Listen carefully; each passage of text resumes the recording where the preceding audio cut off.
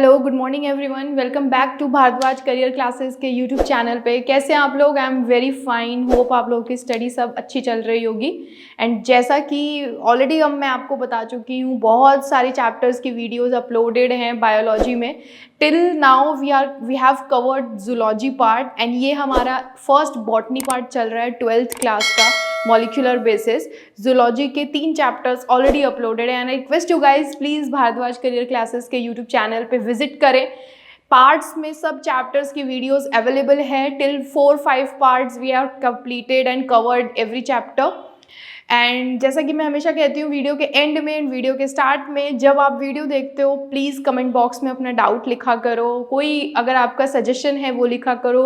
Will try to manage and will try to answer in and every query and suggestions. Okay, तो हमारा molecular basis of inheritance chapter चल रहा है, जिसमें से कि लास्ट वीडियो अगर आप देखो पार्ट 6 या 7, we are done with eukaryotic and prokaryotic transcription. Molecular basis of inheritance के चैप्टर में आपको काफ़ी कुछ डिटेलिंग में मिलेगा। चैप्टर की स्टार्टिंग करी थी मैंने बहुत बेसिक के साथ। बायोमॉलिक्यूल्स अगर 11th क्लास का याद हो, मैंने वहाँ से शुरू किया है। शुगर का डायग्राम, डीएनए का डायग्राम, आरएनए का डायग्राम, केमिकल स्ट्रक्चर, उनका physiological structure, each and everything. Then I covered all the experiments in one video. इस चैप्टर में 3-4 एक्सपेरिमेंट्स हैं। उन 3-4 एक्सपेरिमेंट्स को मैंने एक ही वीडियो में पाइल अप कर रखा है। अगर आपको फिर से किसी एक्सपेरिमेंट की और ज़्यादा डिटेलिंग चाहिए कि हर एक्सपेरिमेंट का अपना एक सेपरेट वीडियो होना चाहिए, do tell us in the comment box. Will try to have that one short video और a detailing video, whatever you want. Boards आ रहे हैं तो बोर्ड्स के अकॉर्डिंग, जैसे अगर आपको वन शॉट वीडियो चाहिए, किसी की समराइज वीडियो चाहिए, कोई चैप्टर आपको वन गो में पढ़ना है, तो प्लीज़ आप लोग कमेंट बॉक्स में लिखें। दैट्स वाई तभी हमें पता लगेगा कि कैसे चीज़ें को मूव ऑन करना है। ओके, तो लास्ट वीडियो में मैंने यूकैरियोटिक एंड प्रोकैरियोटिक ट्रांसक्रिप्शन पे ओवर किया था। Now we are moving on to next topic, that is genetic code, जैसा कि आपको पीछे दिख रहा होगा व्हाइट बोर्ड पे। Genetic code, what do you mean by genetic code? Eukaryotic, prokaryotic, transcription. और मैं अगर ट्रांसक्रिप्शन की बात करूं, what is transcription? Central dogma पे अगर जाएं तो क्रिक ने बोला था फ्लो ऑफ जेनेटिक इंफॉर्मेशन कैसे होता है, DNA to RNA, RNA to protein. DNA अपने आप को रेप्लिकेट करता है, रेप्लिकेट करके अपनी कॉपीज बनाता है एंड फिर उस डीएनए के एक स्ट्रैंड से मैसेज को रीड किया जाता है इन the form of RNA. RNA is a single strand molecule जो न्यूक्लियस के पोर से निकल के साइटोप्लाज्म में आ चुका है एंड उस आरएनए पे मैसेज है। किस चीज़ का मैसेज? आरएनए से प्रोटीन बनाने के लिए, दैट इज ट्रांसलेशन। लेकिन प्रोटीन बनाने से पहले आरएनए के मैसेज को रीड कैसे करते हैं, राइट? उसको जेनेटिक कोड में पढ़ा जाता है। अब मैसेजेस क्या हैं? Nitrogenous bases. क्या है nitrogenous bases? Adenine, thymine, guanine and cytosine. तो messages are in the form of ATGC। अब ये ATGC अपने आप को किस तरीके से अरेंज करता है हर बार, दैट इज प्रोबेबिलिटी, राइट? कि कितनी ज़्यादा प्रोबेबिलिटी है ये 4 बेस पेयर्स को अपने बारे में अरेंज करने की, दैट इज़ जेनेटिक कोड। तो काफ़ी साइंटिस्ट ने इसमें कंट्रीब्यूट करा है कि आरएनए के मैसेज को रीड कैसे किया जा सकता है या फिर किस तरीके से हम इस मैसेज को प्रोटीन तक पहुंचा सकते हैं। तो पहले तो साइंटिस्ट पे जंप करने से पहले बहुत बेसिक सी चीज़, टोटल अमाइनो एसिड बॉडी में कितने हैं? टोटल अमाइनो एसिड कितने हैं? 20। अब किसी को लग रहा होगा 21st और 22nd भी होता है, बिल्कुल होता है, लेकिन हम काउंट कितना करते हैं? Only 20 amino acids. इन 20 अमाइनो एसिड्स को हमें कोड करवाना होता है बॉडी में, तभी प्रोटीन की सिंथेसिस होगी। लेकिन सबसे बड़ा क्वेश्चन, इन 20 अमाइनो एसिड्स को किस तरीके से कोड कराए कि रिपीटेशन ना हो और हर बार एक न्यू प्रोटीन फॉर्म हो, राइट? इसी प्रोटीन की फॉर्मेशन से, आरएनए के मैसेज रीड करने से एक लिविंग बॉडी तैयार होती है, राइट? एक लिविंग ऑर्गेनिज्म तैयार होता है। And why we are different from each other? क्योंकि ये मैसेज सबकी बॉडी में अलग है, सबकी बॉडी में प्रोटीन का लेवल अलग है, because the message which is present on the single stranded RNA is different in each and every individual, but we all have same 20 amino acids. Then how come these same amino acids code for every time a different protein in different individual and makes us different from each other. That is magic and that is little bit maths. So total amino acids 20. Total nitrogenous bases is 4. कौन कौन से? ATGC. यही है total 4 nitrogenous basis. किस तरीके से code करेंगे ये?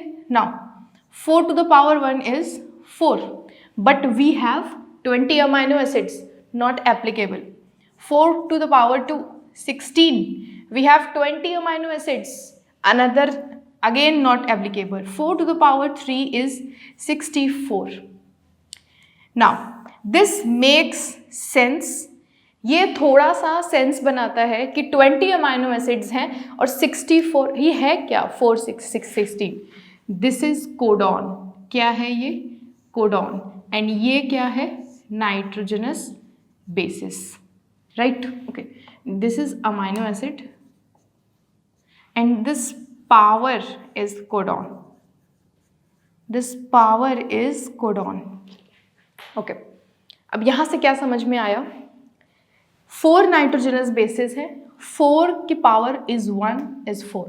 दैट मीन्स अगर आप इस ATGC मैसेज को सिंगल सिंगल पढ़ोगे तब भी ये 20 अमाइनो एसिड्स को कोड नहीं कर पाएगा.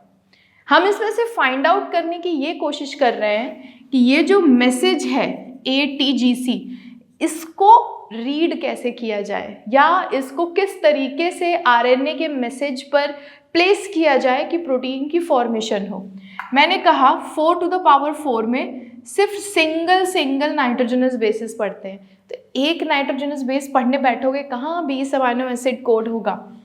इसके बारे में बोला कि नाइट्रोजनस बेसिस को पेयर में पढ़ते हैं 2-2 के फॉर्म में.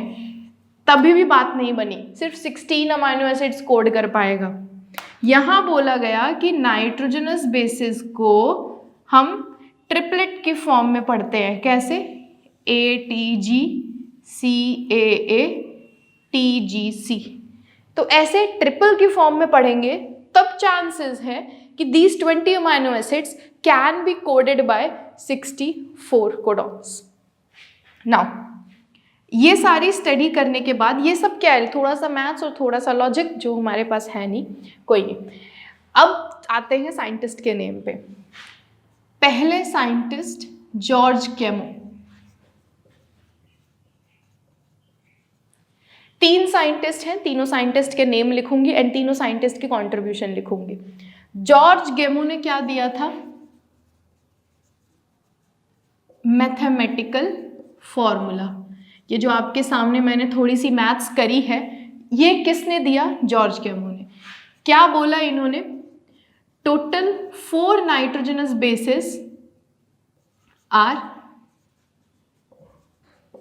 Coded by total 20 amino acids are coded by 64 codons, out of which there are 4 nitrogenous bases. ये जो थोड़ा सा दिमाग है ये किसने दिया? George Gamow. दूसरे scientist Hargobind Khorana. Indian scientist जिनका नाम बहुत फेमस एंड पढ़ा जाता है, हरगोबिंद खुराना. हरगोबिंद खुराना ने क्या बोला? That codons are read in the form of triplets. Codon को किस फॉर्म में पढ़ोगे आप लोग? ट्रिपलेट्स के फॉर्म में. तीसरे साइंटिस्ट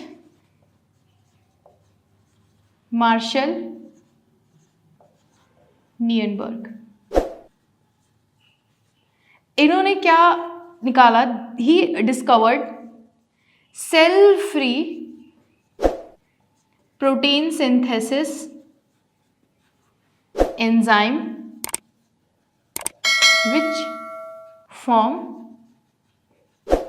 RNA. कौन सा एंजाइम? Severo Ochoa enzyme. इस एंजाइम की डिस्कवरी इन्होंने की एंड ही सेड कि ये जो आरएनए की सिंथेसिस हो रही है परफेक्ट ट्रिपलेट फॉर्म में, ये कैसे हो रही है, इस एंजाइम की हेल्प से। एंड इस एंजाइम का कॉमन नेम क्या दिया गया, poly nucleotide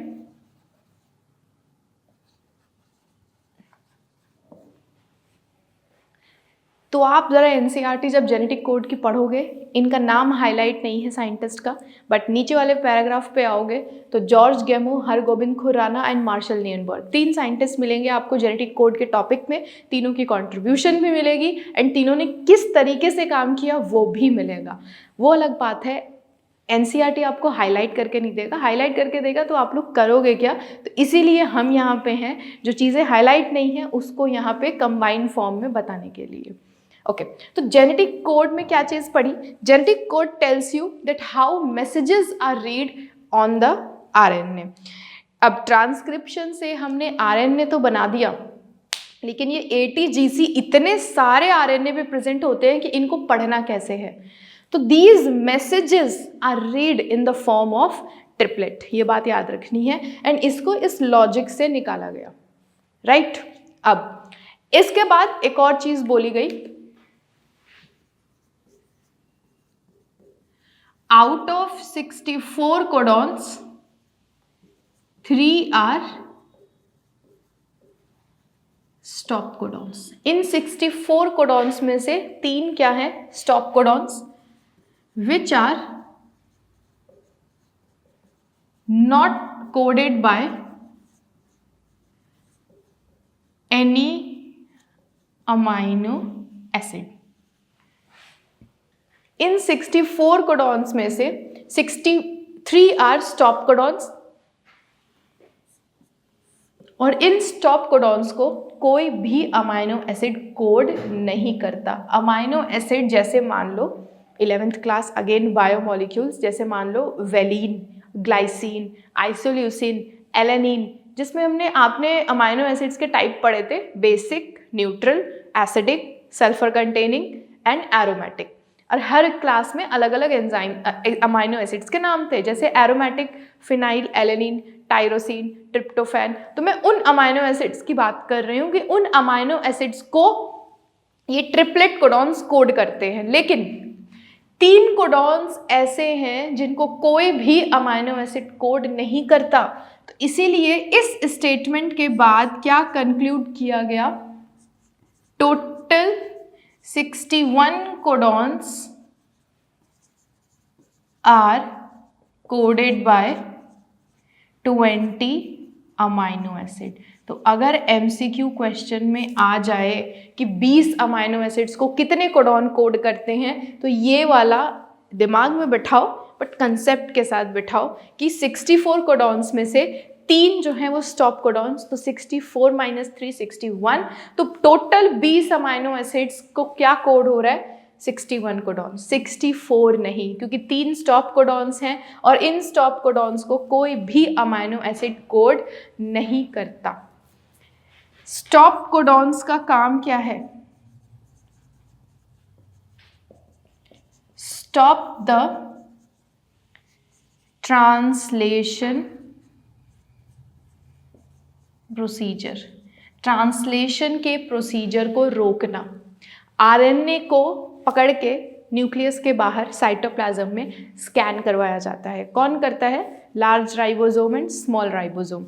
large and small ribosome RNA को पकड़ के पूरे आरएनए को स्कैन करते हैं और पॉलीन्यूक्लियोटाइड की चेन बनाते हैं। कब तक बनेगी पॉलीन्यूक्लियोटाइड की चेन, एक लिमिट होनी चाहिए। तो वो लिमिट क्या है, अगर स्कैन करते करते ये स्टॉप कोडॉन्स बीच रास्ते में आ गए, प्रोसीजर वहीं रुक जाएगा और उतनी प्रोटीन की फॉर्मेशन होके वो प्रोटीन साइटोप्लाज्म के बाहर निकल जाएगा। तो these stop codons are very essential in order to limit the process, in order to stop the process, कि कितनी लिमिट होनी चाहिए प्रोटीन की फॉर्मेशन की। अगर ये स्टॉप कोडॉन्स नहीं होंगे तो हमारी बॉडी में आरएनए से स्कैन करा के प्रोटीन को बनाते रहेंगे विच इज नॉट पॉसिबल। ठीक है, ओके। नाउ स्टॉप कोडॉन्स का नाम क्या है जो आपको याद रखना है, UAA, UAG, एंड UGA। जैसा कि मैंने बोला codons are read in triplet manner. तो ट्रिपलेट मतलब 3 का कॉम्बिनेशन। अब से जेनेटिक कोड पढ़ने के बाद कहीं पे भी कोडॉन्स को अगर आप रीड करोगे या लिखोगे वो ट्रिपलेट के फॉर्म में ही होगा। तो स्टॉप कोडॉन्स क्या है? These are stop codons. अगर RNA पे स्कैन करते करते ये स्टॉप कोडॉन्स बीच रास्ते में आ गए तो प्रोसीजर वहीं रुक जाएगा। अब बहुत सारा क्वेश्चन आ रहा हो दिमाग में, पता लगे प्रोसीजर शुरू हुआ और शुरू होते ही स्टॉप कोडॉन आ गया, हाँ तो ठीक है, वो वहीं रुक जाएगा, छोटी सी प्रोटीन की चेन बनेगी एंड हो सकता है वो प्रोटीन ना काम की हो तो वो प्रोटीन डीजेनरेट हो जाएगा, बिल्कुल हो सकता है। अब पता लगे कि स्टार्ट करते वक्त स्टार्टिंग में ही अगर आ गया, बिल्कुल प्रोसीजर अभी शुरू भी नहीं हुआ था, तो प्रोटीन बनेगा ही नहीं, राइट। तो ऐसे बहुत सारे केसेस होते हैं प्रोटीन ना फॉर्म होने के, ठीक। तो ये हो गया concept of genetic code, stop codons. इसके बाद आता है एक इनिशिएटर कोडॉन।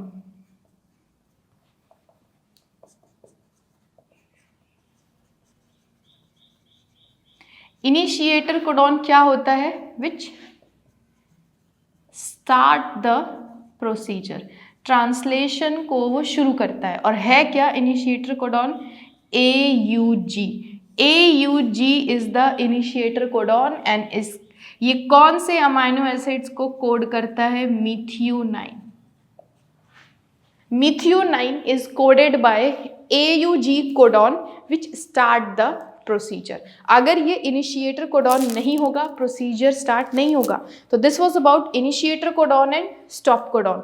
ये स्टॉप कोडॉन 3 किसी भी अमाइनो एसिड से कोडेड नहीं होते, but initiator codon AUG is coded bye methionine and this is universal.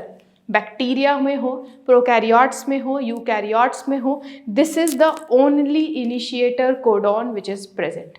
ये नहीं होगा प्रोसीजर स्टार्ट नहीं होगा। तो ये ब्लैक बोर्ड पे, सॉरी वाइट बोर्ड पे सारी चीज़ें आपको जो दिख रही हैं पूरा समराइज्ड फॉर्म है जेनेटिक कोड का। आई होप आप लोगों को चीज़ें क्लियर आउट होंगी।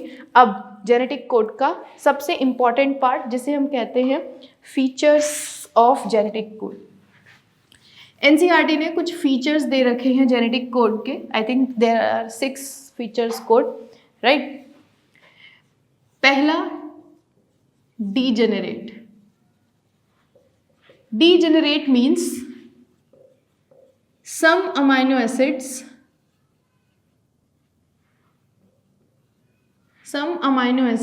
are coded by more than one codon। अब NCERT देखोगे, NCERT में जहाँ पे ये फीचर्स लिखे हैं उन फीचर्स के ऊपर एक येलो कलर की टेबल है जिसको चेकर बोर्ड कहते हैं। उस चेकर बोर्ड में आपको ट्रिपलेट्स के फॉर्म में ऐसे लिखे हुए बहुत सारे वर्ड्स दिख रहे होंगे एंड उस वर्ड्स के सामने 3 वर्ड्स का एक लेटर दिख रहा होगा। जैसे 3 लेटर का एक वर्ड दिख रहा होगा, जैसे कि ILU दिख रहा होगा, VL दिख रहा होगा, LEU दिख रहा होगा। ये सब अमाइनो एसिड के नाम हैं। मान लो वेलेनिन VAL, उस टेबल में आप लोग देखना VAL 6 टाइम्स लिखा हुआ है और हर 6 टाइम में अलग अलग ऐसे कोडॉन्स लिखे हुए हैं। दैट मीन्स एक अमाइनो एसिड एक से ज़्यादा कोडॉन से भी कोड हो सकता है। जैसे कि यहाँ पे बोला कि मिथियोनिन के लिए एक ही कोडॉन है AUG, बट इसके अलावा ऐसे कई अमाइनो एसिड्स हैं जो एक से ज़्यादा कोडॉन से कोड होते हैं। जैसे वेलिन को 6 कोडॉन कोड करता है। और सही बात है, अगर ये नहीं होगा तो बॉडी में डिफरेंट टाइप ऑफ प्रोटीन की फॉर्मेशन होगी कैसे, राइट। तो ये था degeneracy. Second is universal. Universal means जैसा कि मैंने बोला, कहते हैं ना universal truth, that means this is applicable for this thing also and that thing also. Initiator codon and stop codon, this is something universal. Prokaryotes में भी same यही एंड यूकैरियोट्स में भी सेम यही, that is universal. Same amino acids and codon are present in prokaryotes and eukaryotes. Third is stop codons. Stop codons there are 3 stop codons which are not coded by any amino acid. Fourth is initiator codon. Initiator codon is AUG, which is methionine amino acid, and methionine amino acid is sulfur containing amino acid. Right, so these are some of the features of genetic code. जब आप NCERT देखोगे, जितनी भी बातें मैंने यहाँ करी line to line आपको एनसीईआरटी में मिलेंगी. एंड प्लीज़ यहाँ से पढ़ने के बाद ज़रा एनसीईआरटी की एक एक सेंटेंस को अंडरलाइन करके पढ़ा करो.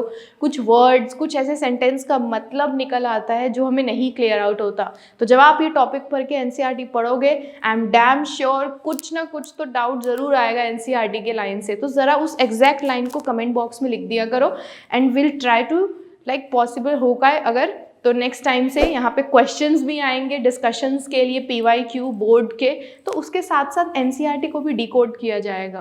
कह क्या रही है एनसीईआरटी का line. Till then we'll meet in the next video. This video was all about genetic code. Next video में translation and tRNA का structure. Till then, study hard. All the best. Thank you.